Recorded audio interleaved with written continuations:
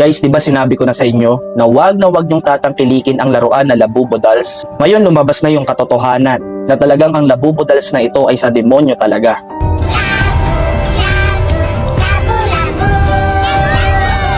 Sa video na ito, mas i-reveal pa natin na talagang ito ay hindi natin dapat tangkilikin, lalong-lalo na kung ikaw ay Kristiyano at galing sa Biblia ang pananampalataya mo.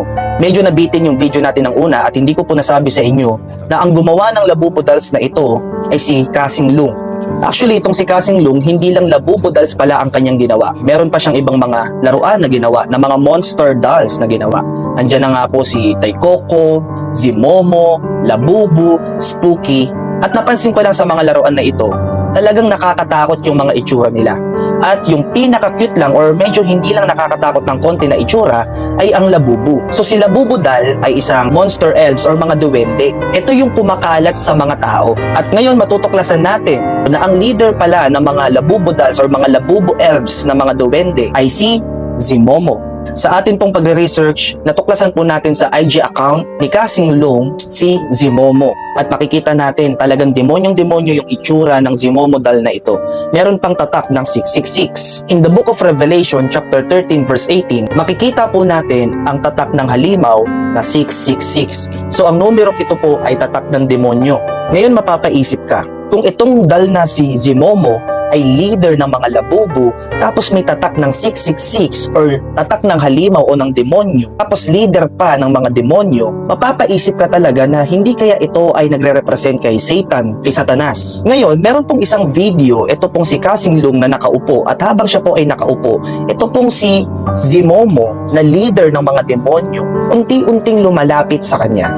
At nung nakalapit na po sa kanya, ito po ay kinuha ni Kasing Lung at ito ay kanyang itinaas. Ngayon balikan po natin yung IG account ni Kasing Lung. Doon po sa post niya na si Zimomo na may tatak ng 666, kung titignan po natin yung caption, meron pong nakalagay dito na #Alien666. Ngayon, tignan natin yung account na ito.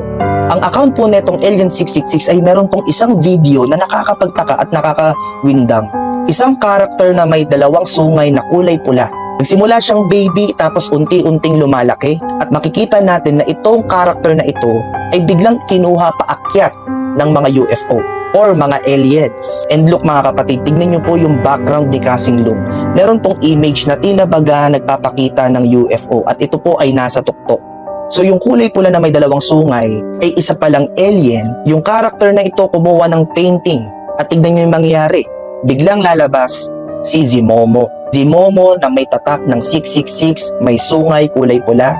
Another deception, another deceiving, another panlilin lang sa ating mga tao. Mga kapatid, alam nating lahat na tayong mga Kristiyano, we don't celebrate Halloween. Pero ito pong Labubo Dolls na ito ay nagse-celebrate ng Halloween. Ito po ay talagang makamundong gawain. Kaya nga po ulitin ko, kung ikaw ay isang tunay na Kristiyano, dapat hindi ka worldly or hindi ka makamundo at hindi ka dapat tumatangkilik ng laruang ito. Dami po ngayon mga naglalabasan ng mga Labubo Dolls na kung saan pinapakita talaga at pinopromote ang mga malademonyong buhay, malademonyong environment. Bilang pastor, lagi ko pa sinasabi sa church, kung gusto mo mapunta ng langit, dapat dito pa lang sa lupa, galawang pang langit ka na. Mahirap naman kasi na gusto nating mapunta ng langit pero yung ginagalawan natin dito sa mundo, tila baga papuntang impyerno. Gusto ko pong iwanan sa inyo ang Bible verse na ito na kung saan isang paalala sa atin ng Diyos. Sabi po ng Biblia sa Roma chapter 12 verse 1 to 2, "Kaya nga mga kapatid, nakikiusap ako sa inyo, alang-alang sa maraming pagkakataong ikinaawaan tayo ng Diyos. Ibigay ninyo sa Kanya ang inyong mga sarili bilang mga handog na buhay, banal at kalugod-lugod sa Kanya. Huwag ninyong tularan ang mga pag-uugali ng mga tao sa mundong ito. Hayaan ninyong baguhin kayo ng Diyos sa pamamagitan ng pagbabago ng inyong mga isip para malaman ninyo ang kalooban ng Diyos, kung ano ang mabuti, ganap at kalugod-lugod sa Kanyang paningin."